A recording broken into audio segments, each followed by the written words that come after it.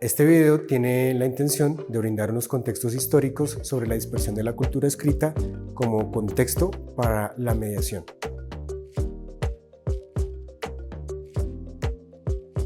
Mi nombre es Juan Carlos Soto, soy profesional de la Escuela de Lectores a cargo del enfoque de mediación de la cultura escrita.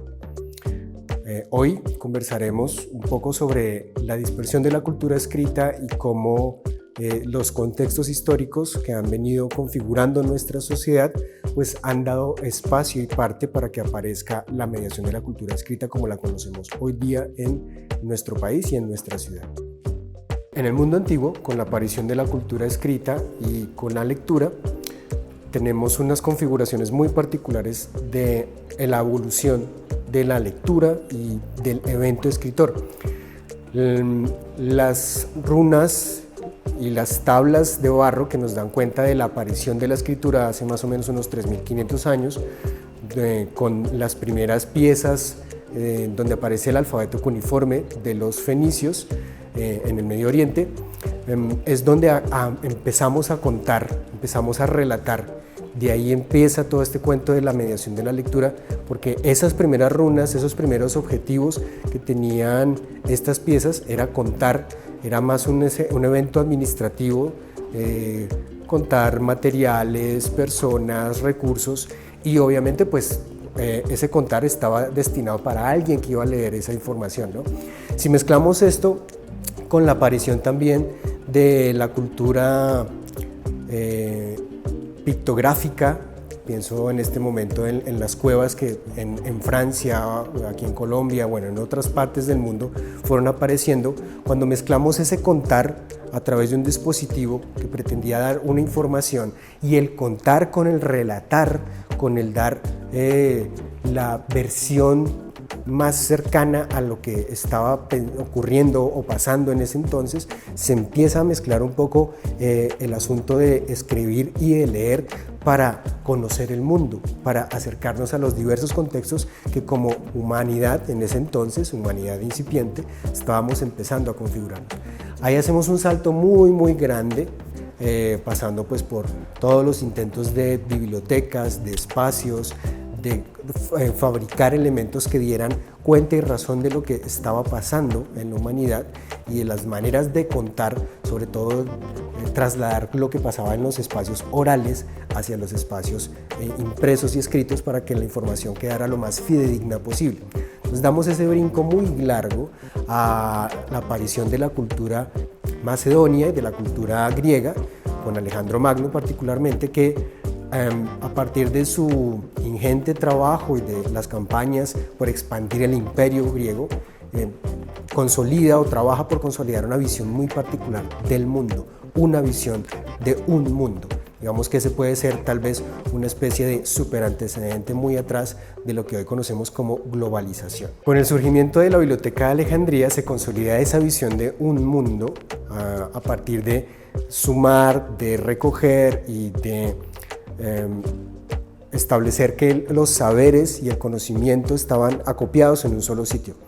Entonces, esta práctica de la Biblioteca de Alejandría se ve replicada en muchos otros espacios a lo largo del Imperio griego, que después, posteriormente, arrancará a hacer lo mismo el Imperio romano. Entonces, con la aparición del Imperio romano, con la consolidación de esa visión particular de un mundo, de la democracia, de los saberes, de la importancia de trabajar de manera mancomunada a través de la lectura y de la escritura de esos saberes, pues ahí se va consolidando más esa visión de Alejandro Magno y vamos teniendo muchos más materiales que nos permiten después dar cuenta de lo que ocurrió en el mundo antiguo, de los avances de ese mundo antiguo y de cómo también temas como la literatura, el teatro, el drama, la comedia fueron también materia prima para que se trabajara la dispersión de la cultura escrita en el mundo antiguo. Ahí hacemos un salto muy largo también de nuevo hacia las comunidades religiosas, ¿no? Cuando cae el Imperio Romano y que se consolida sobre todo la visión del cristianismo en los territorios del antiguo o ya extinto Imperio Romano, las comunidades religiosas son las que durante más o menos cerca de un milenio, 1000 años, ellos logran tomar esa herencia de los conocimientos, del saber, la guardan, la preservan durante muchísimo tiempo y posteriormente las liberan. Cuando aparece Gutenberg, por allá en el siglo XV, se empieza toda la historia de la imprenta, la masificación de ediciones y también la dispersión de libros en el mundo occidental, pues eso también le va sumando un poco, y con la galaxia Gutenberg, la pudiéramos denominar de esa manera, surgen después las bibliotecas canónicas y las bibliotecas universitarias. Con el Renacimiento, con el fin de la Edad Media, aparecen las bibliotecas canónicas y las bibliotecas comunitarias, pues que de cierta manera son muy similares, ¿no? Se vuelven espacios donde el conocimiento, los saberes, las ciencias que estuvieron dormidas durante cerca de un milenio, durante toda la época del oscurantismo, donde fue la iglesia o digamos las comunidades religiosas las que hicieron acopio y con recelo de la información, de los saberes, de los libros, pues a partir de ese surgimiento de las bibliotecas canónicas se crean otros escenarios donde el saber necesitaba desarrollarse más y por supuesto transitar a través de la lectura y de la escritura de nuevo. Y es así como aparecen las bibliotecas universitarias, las grandes universidades de Occidente, de Europa, que durante 2 o 3 siglos tuvieron ellas como el poder del saber, del gran conocimiento, ¿no? Y también pues fomentando a la par la aparición de las literaturas modernas, que dieron después paso, o escenario más bien, a que la biblioteca surgiera y se volviera un escenario un poco más abierto, más democrático. Allí, a finales del siglo XIX, aparecen las primeras bibliotecas públicas como las conocemos, con la esencia de lo que tiene la biblioteca pública hoy día. Tenemos unas hibridaciones después, digamos que aparece la biblioteca escolar, la biblioteca comunitaria, las salas de lectura y bueno, muchos otros espacios que con la misma esencia de la biblioteca de Alejandría, que era preservar el conocimiento, surgen estas hibridaciones de la biblioteca, teniendo un poco esa misma esencia de la biblioteca de Alejandría, pero con unas particularidades, ¿no? Entonces hay unos contextos y unos escenarios donde esas bibliotecas van desarrollándose. Está la biblioteca universitaria, que era el espacio donde se formaban lectores para un propósito, que era el saber, el entender su ciencia, su campo, su disciplina y posteriormente pues aplicarlo a la cotidianidad.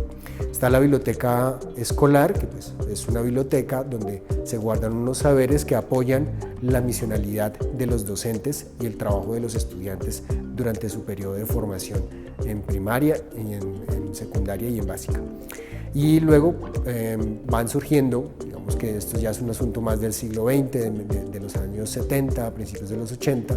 las bibliotecas comunitarias surgidas de una iniciativa popular sin ninguna especie de apoyo del Estado ni de ninguna entidad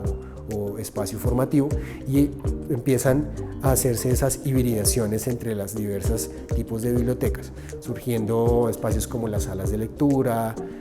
y espacios alternativos como lo que ahora hoy día hacen parte de la configuración de Biblioret. Entonces este gran contexto histórico del cual pues hago a muy amplio vuelo de pájaro esta presentación,